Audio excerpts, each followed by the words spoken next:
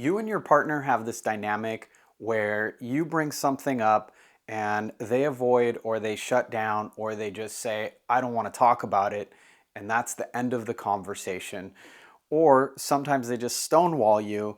But at the end of the day, it feels like when you want to talk about an issue, you can't. Your partner will not open up or allow the conversation to happen, and you're tired of having this cycle ensue in your relationship, and maybe you even want to learn about why does this happen and how can my partner and I change it. If that's what you're here to find out, then you found the perfect video, because today we're going to be discussing why does this pattern happen, what's happening inside your partner's brain, mind, and heart, and what's happening inside you, and what do both of you need to do so that this cycle changes. What do the clinical studies say about this pattern, and what has been shown to help partners change? Now, maybe you're watching this video because you're thinking, does my partner not care? Does my partner not know how I feel? Does my partner just compartmentalize, or is my partner just not able to connect with me, and are we incompatible? This issue feels hopeless. I know what that feels like because in my work as a clinical researcher, having worked in one of the nation's largest research programs supporting and helping couples go through issues like this and other challenges while raising children, we know that this is a very normal problem for couples to have, which is the good news, because if this is a normal problem, then it means it's something that's well studied. And what I want to help you do today is understand the science, the data, and what exactly is going on so that you don't continue to keep hitting this wall. Because if you're the partner who's avoidant, you have your reasons, and it's likely not because the avoidant partner doesn't care. And if you're the anxious partner who wants to talk about things, it's not because you're a bad person or because you're too much or too sensitive. It's because you want to talk about things, and you want you and your partner to get along better, and you want to work on the challenges, and you want to address the issues. And both of you have your reasons about what's going on. What most couples and individuals don't understand is it's typically not what you think it is. What's going on between you and your partner is not about lack of care, but rather it's a well-studied clinical problem. So without further ado, let's dive in. My name is Luis Congdon, and I am a clinical researcher who's worked in one of the nation's largest research programs on marital longevity. My work has been featured in the Gottman blog, Entrepreneur Magazine, Inc. Magazine, Mind Body Green, and hundreds of podcasts. And what I can tell you in the near 2 decades of work that I've been doing with couples is that this issue is likely one of the most common things that I see in my work. And this particular issue makes a big bulk of the work that many therapists, coaches, and relationship researchers see in their work. Very briefly, this pattern looks like this. An issue occurs, one partner wants to talk about it, either hangs on to it until they can't and they let it out all the way and kind of overwhelm their partner, or one partner feels the anxiety of the issue and the other one feels it but doesn't say anything about it and avoids it, but they can both feel it. And then one partner seeks to have the conversation, whether it's they blurt it out or they chase their partner or they ask for time to have the conversation. And then the other partner has a tendency of shutting down, withdrawing, avoiding the conversation.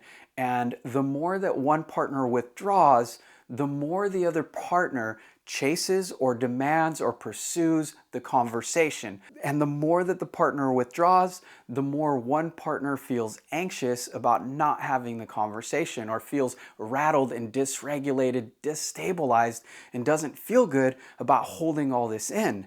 I want you to understand that there's a particular pattern that your relationship has, and both you and your partner likely don't know what it's about, maybe haven't given it a great name yet, and there is a particular pattern that's happening, and if we can name it and address it as a pattern, then you and your partner can begin to exit this idea that he's to blame or she's to blame or this is to blame, but instead it's the pattern that you two create together, and you can work and focus on this pattern.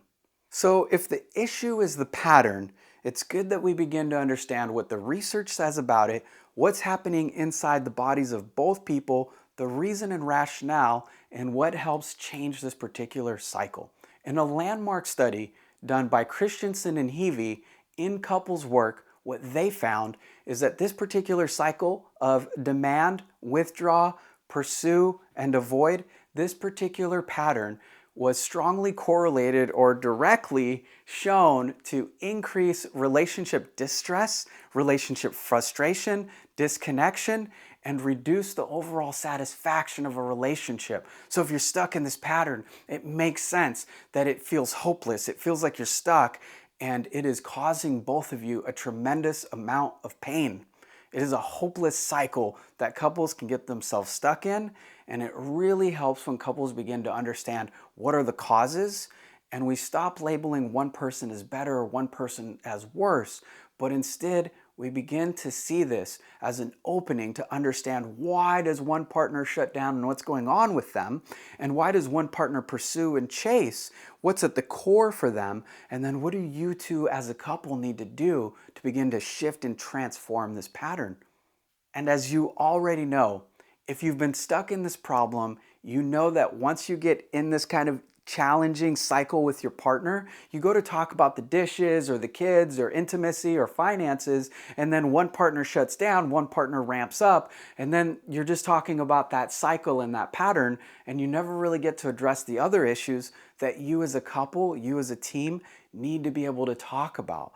So every time you find yourselves caught in the middle of a challenge, you don't actually get to talk about the actual issue, but instead you're stuck talking about this pattern. To really understand why this demand withdraw pattern occurs, why one partner pursues and the other one pulls away and shuts down, we need to go back further than your relationship. We need to go before you and your partner even met each other, because like it or not, all of us, in fact, we are shaped by our history, and the ways that we learned how to connect in the first place come from the people that raised us, come from the communities that educated us, come from the people that domesticated us, and all of that is shaping you and your partner today.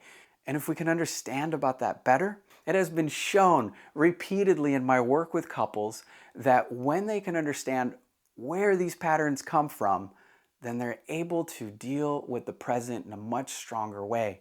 You know, most of our behavior is unconscious and operating from years of domestication and early childhood forming from the people that loved us or didn't love us, from the people who didn't treat us well or treated us well but sometimes missed certain things with us. Whatever is happening in your unconscious quite often is running us. And now our job is to make those explicit and implicit parts of us known so that we can see them and work with them. Or in the words of Carl Jung, the famous psychologist, until you make the unconscious conscious, it will direct your life and you will call it fate. So if you don't make this unconscious part of you that is running into this issue with your partner or multiple relationships, if you've had more than one and you've noticed this pattern, then you can identify with this idea that it is likely coming from an unconscious place. And that unconscious part is always there, quietly running our lives or ruining things without us realizing it. And it's important to know where we get our habits, to know where our reactions and behaviors come from, because once we know where we come from and what shaped us, we can know where to go. We're looking at where these patterns come from because they didn't come out of nowhere. You and your partner were not born in a vacuum and just show up without some sort of history or past. You two were shaped somehow, and this particular pattern is influenced by your histories, by your wounds, by your dreams, and by how you were shaped early in life. So why is one partner the pursuer and the other one the avoidant? Well, the best place to start is to look at attachment theory. Attachment theory is the study that was developed by John Bowlby and Mary Ainsworth, and their work studied and showed how early childhood experiences create a blueprint for how we connect, disconnect, stay safe, love, or even know what love is. And we know why one person chases and pursues and one partner avoids or runs and withdraws. Now, it might not be surprising to you that an anxious person and an avoidant person are quite often drawn to each other. Many of us don't ask, though, why is that? Why is it that one person who's very open, very sensitive, needs to talk about things, needs to get them out on the table, why is that particular person drawn to someone who tends to be more avoidant or more shut down or dismissive or doesn't know how to handle head-on conversations about deep, difficult relational challenges? Why would someone who wants to talk fall in love with someone who shuts down? Well, the answer has a lot to do with chemistry. And as you know in Chemistry 101, chemistry is all about polarity, opposite forces interacting, creating tension, energy, and attraction. So think about it like magnets. You put a north and a south pole towards each other, and they are just drawn towards each other. And that is exactly how it works in Romance 101. We are drawn to our opposite for some reason. Opposites pull together. Early in this relationship, these differences magnified attraction. Each partner sees in each other something that they admire, need, or secretly wish that they had more of inside themselves. Now, of course, we don't think that consciously because so much of attraction is unconscious. Think about all the thousands of people you met in your life. Why is it that you're drawn to this one person who tends to be avoidant, shut down, or this one person who tends to be quite drawn into their emotions or overwhelmed by them? And why are these two people drawn to each other repeatedly? Whether that relationship ends and then these people find the exact same partnership all over again. Well, it's quite often having to do with the unconscious desire to bring out something inside of ourselves that we see in this other individual. So the anxious person might see inside their avoidant partner something about steadiness. They might see a rock. They might see someone who isn't easily rattled. They might see someone who stays steady under emotional pressure. Meanwhile, the person who's more avoidant might feel inside their later partner who is anxious, they might see initially inside that person this sense of this person is deeply drawn to their feelings. This person is romantic. This person can talk about things. This person can name the emotions that I have in a way I've never felt before. And that feeling of being seen or seeing something in someone else that you wish you had more of, it's attractive. It's magnetic. But here's the twist. The exact qualities that create attraction initially are often the same qualities that later create conflict inside of a relationship. The partner who used to be steady now feels hard to reach. The partner who feels connected now feels intense, pressuring, or overwhelming. And what used to feel like chemistry now feels like conflict or even incompatibility. In therapy, this is where the work for couples really begins and where love has an opportunity to really mature into what we call companion love. When couples are stuck in this power struggle, they oftentimes feel confused, frustrated, angry, resentful, and like maybe they chose the wrong partner. But here's the deeper truth. This particular conflict, it's not random.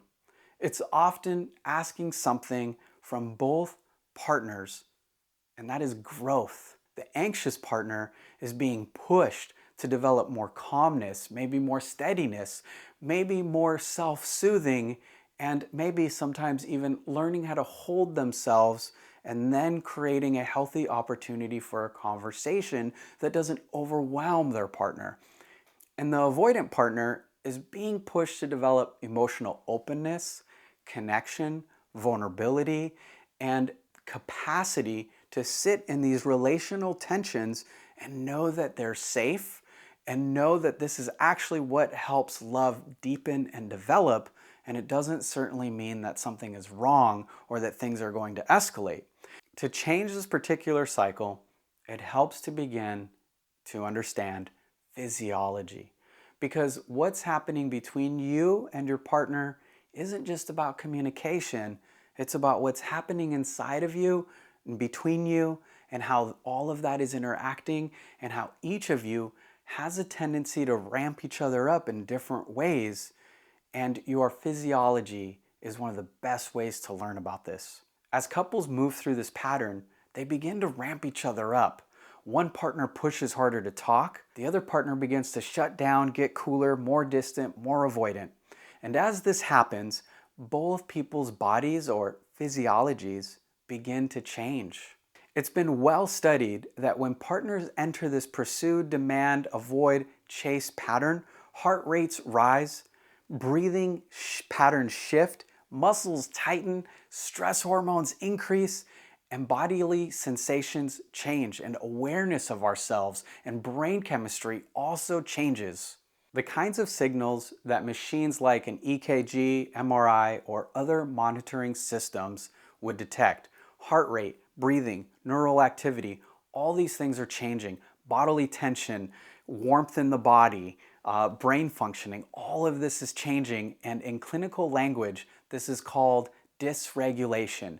The way that the brain, the breath, the heart, and tension in the body, it's all working against each other and it's not regulated. The energy conduction or electrical system is not functioning in a way that is conducive to a calm, regulated conversation. In fact, you've moved away from that and into a threat or stress response. And this idea, it's not just theoretical. In the research of Dr. John Gottman at the University of Washington in conjunction with the Love Lab, couples were actually wired to physiological monitoring equipment while they had conversations and discussed real relationship conflicts, and they observed that when couples entered certain patterns, one of them being this particular one we're talking about, things like heart rate, skin conductance, finger pulse transmissions, and movements, all of this shifted in ways that signaled and showed us couples have moved away from calm, regulated states and into tense states that make couples not work well together. And what the Gottman team found was that when couples' heart raises roughly around 100 beats per minute or higher, people were entering what was called a physiological flooding state. And flooding is essentially a dysregulated nervous system, a body that is so chaotic internally that it cannot work in a way that is coherent. And in the most basic terms, when flooding happens, the brain becomes overwhelmed. It's like tossing water on a computer, and the body becomes tense, the brain becomes chaotic, and the ability to think and function rationally, emotionally, and empathetic, that goes away. As couples go into physiological flooding, stress hormones surge, and the nervous system is so flooded with signals to survive and that there is a threat that your partner and you to each other are no longer friends, lovers, companions, or teammates. Instead, all the nervous system senses is that there is a problem and we need to move into survival and we need to survive this. So listening drops, empathy goes away, and then rationality goes away, and the ability to see each other as friends, as teammates also goes away. If your brain is scanning for threat and your heart rate is increased in beats per minute, even though you're just sitting there, but your heart rate is acting as if you're possibly being chased by a wild animal or something bad is about to happen or it's scanning for that possibility, your blood flow changes, your brain chemistry changes, your breathing shifts, your muscle tension increases, and that is no longer your partner. That is now a system in a survival mode, which means you two are not a system of a marriage, you two are not a companionship, you two are not a relationship, but now the structure is one of survival. You two are no longer two calm nervous systems that can talk to each other and work things out. Now you are essentially bodies in survival and you two are a threat to each other. To gather more data and really help us gather if somebody is truly dysregulated, we can also measure blood pressure using cardiovascular monitors. We can also measure things like electrodermal activity, or sometimes called galvanic skin response, which detects the sweat gland activity linked to the sympathetic nervous system. So, if somebody's getting anxious or nervous, their heart rate might increase, their blood pressure might increase, or they might sweat just a tiny bit or a lot. The other thing that we can look at is respiration rates. The breathing rate and the depth. That's another way that we can signal and cue into how is someone likely feeling. We can also utilize respiration belt tracks to track the breathing rate and the depth of the breath. On top of that, peripheral temperature sensors can be used to detect vasoconstriction in the hands and fingers. Movement sensors can also be used to measure the somatic agitation or physical tension that the person is experiencing and feeling through the body. So you can get a big picture by looking at all these different mechanisms of what's happening inside someone, and then at the same time, all of this is typically being recorded on video, and then we can analyze facial expressions, tone of voice, and behavioral patterns using structured coding systems. In other areas of psychological and neuroscience research, scientists may also measure stress hormones through saliva or urine samples, and in fact, it is what the Gottman research utilized in some of their work to help gather this data to understand better how relationship conflict occurs, what's happening inside the individuals, what's happening inside the relationship, so that we wouldn't just rely on asking people how they feel. We can look at a whole body of evidence to also gather our own data and analysis of what's happening with each person and what's happening in the relationship. Now, you can also use eye tracking systems to measure the pupil and the dilation. And you can also use something like an EEG machine to track the emotional regulation inside the brain. And in some studies, functional MRI scans can examine how brain regions are involved in the threat detection and emotional regulation during relationship distress. And I tell you all of this because I want you to know that what's happening between you and your partner is a well-studied science. Researchers have looked at this for many, many decades under many different types of clinical settings to understand what's happening when couples go into particular dynamics, one of them being this demand withdraw cycle, this anxious avoidance cycle. The partner who's the avoidant one is thinking, if I say anything, more conflict could happen. Quick, don't say anything. Quick, say the right thing. Quick, get out of this, right? And this isn't happening consciously. This is a nervous system happening. This is a nervous system that is taking over in a state of being flooded that is trying to survive, which means you're not trying to connect anymore. And when anyone is in a survival mode, it becomes impossible or nearly impossible to show care, to really listen deeply, or to stay emotionally connected and present with each other.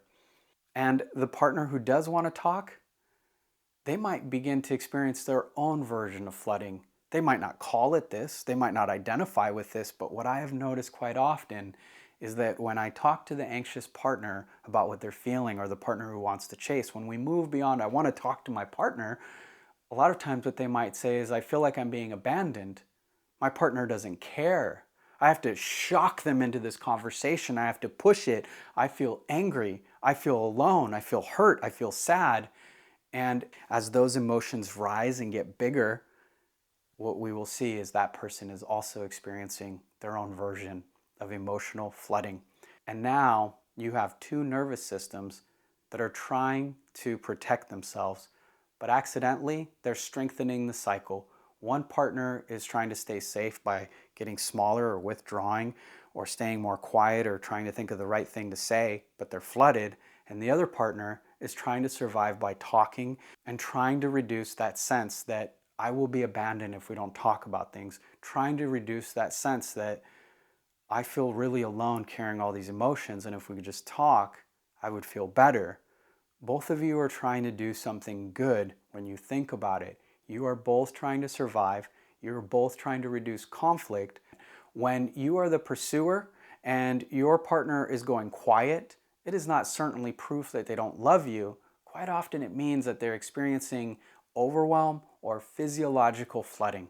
I know for a fact, I know very well, that quite often when someone shuts down or stonewalls, heart rate has increased, tension in the body has increased, brain chemistry has changed, tension in the body, the breathing, all these psychosomatic shifts have occurred, and of course they're shut down. And quite often it's not because they don't love their partner. They just need space to regulate. And unfortunately they get flooded maybe faster than their partner is comfortable with, or they get flooded faster than is great for a relationship, for the deeper conversations. What the distancer needs to know is that they can take a break, that they can pause, that they don't have to say the perfect thing. But sadly, quite often, what distancers do is they push beyond their limit. Quite often, when I'm talking to couples, what I find with the distancer is they tell me, I try to sit through the conversation as long as I can, and then I just shut down, and I'm flooded with this idea of say the perfect thing or stop the conversation. And I know what has happened is that they have created a pattern where they override that edge to take a break. And so they're holding a lot in, and when they do shut down, it can be explosive or distant or avoidant. And what the couple needs to learn is how to cooperate in these different kinds of ways that both of you are regulating.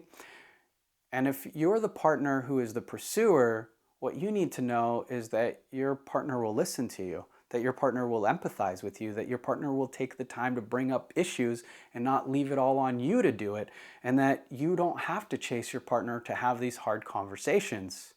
If you are the distancer, I want you to know that your partner isn't trying to attack you. Underneath their overwhelming emotional flooding that maybe is caused for you, what's happening underneath that is a fear of losing the connection, or a fear that you two will never actually talk about the issues, and then the problems will never be resolved and they'll keep getting worse. And they're absolutely right. That's probably what's happening now. Relationships do need conversations about hard topics. We know that couples that do well, they talk about things. They make time to have these difficult conversations. Just like a good company makes time to talk about the challenges, the struggles, or the pitfalls, so do good couples. But what tends to happen is both people override that nervous system physiological flooding, and they misidentify that the issue is about their communication when it's really about their lack of healthy regulation and co-regulation and observation of each other and observation of the mechanics that will ultimately help the distancer feel safe enough to come forward or stay in the conversation, and what will help the person that wants to talk feel like they can and not be afraid that you won't. The distancer fears overwhelm while the pursuer fears abandonment. What both of you need is to learn how to create a healthy time out and a healthy process for returning. But what that requires is both of you learning the signs of physiological flooding. And what we have done on our website, and what we have done with our work with thousands of couples now, is we've walked them through a process where they together learn to identify the signs of physiological flooding, and then they have the conversation while they're calm about the signs, not the problems, not the blame, not the issues, just the signs. What are the signs that you're flooded? What are the signs that you're about to shut down? What are the ways that I can notice that you're feeling like you might be abandoned by me? What happens inside your body? And what we have done in our work is we've created a cool worksheet that we use with our clients, and now it's completely available to you, completely free. So if you go into the description here, you're able to download that worksheet so that you and your partner can go through it together. Breaking this particular cycle isn't about forcing conversations. It's about learning how to regulate nervous systems, learning how to co-regulate as a team. What is the emotional content of our conversations? Avoidant partners need space because their nervous systems move into fight or flight, and oftentimes quite quicker than maybe the other person is aware of. But space only works if both people come back. If you're the distancer or you're that avoidant partner, returning may be harder or more challenging for you. But if you leave it up to your partner to always bring up stuff and you're always avoiding things, what do you expect to happen? Right now, what's likely happening is conversations are forced, discussions are forced, and that breaks your nervous systems, and the options right now of what you've been doing isn't working. We need a different option. First, couples need to create an intentional time out, a well-known, agreed upon signal that we are going to take a break. A signal that when you do it or when I do it, we know it means one of us or both of us is getting overwhelmed, one of us or both of us is getting flooded, and we will take a break when that signal happens, not to just give space, but to calm the nervous systems, to regulate the feelings in the room, to calm the bodies, so then we can come back and talk about things. Breaks are not an opportunity to avoid. Breaks are an opportunity to calm down. And if breaks can be done not as a way to avoid, but as a way to regulate and co-regulate, safety can get restored in those spaces where conflict used to ensue. So if one of you calls for a timeout, what you guys can do now is you can call a timeout and then agree in an hour or two, we will check in with each other again. We will reinitiate the repair conversation, and we will initiate with the knowing that either one of us can call a timeout as soon as we need to, and then we will come back to it again and again and again with the knowing that we will take breaks as often as we need so that both of you can spot the signs of overwhelm, fight or flight, the spiked nervous systems, but you two can also notice that you're coming back and talking more often. The conversations are being initiated more often, and you can feel safe to initiate because you are also safe to break, pause, and calm down. One last thing. I encourage you to share this with your partner, not as a way to say, hey, look, I'm right, or hey, you're wrong, but as a way to say, hey, we have this pursuer-distancer cycle, this demand-withdraw cycle. We have this pattern in our relationship, and there is a clinical reason why it happens, and there are steps that researchers, coaches, therapists, psychologists, they've discovered that will help us work through it. And it's not that you're right or that I'm wrong, it's that I want us to get along better, and here's a great video for you to watch, and then maybe we can talk about it. Maybe we can fill out the form as a way to become better teammates. And if you do that and you do this work well, then you have the power to change this pattern and become more grown up, more evolved individuals who have integrated these challenges of each other into your systems so that you have healthier, stronger partnership and increased abilities to co-regulate as a team.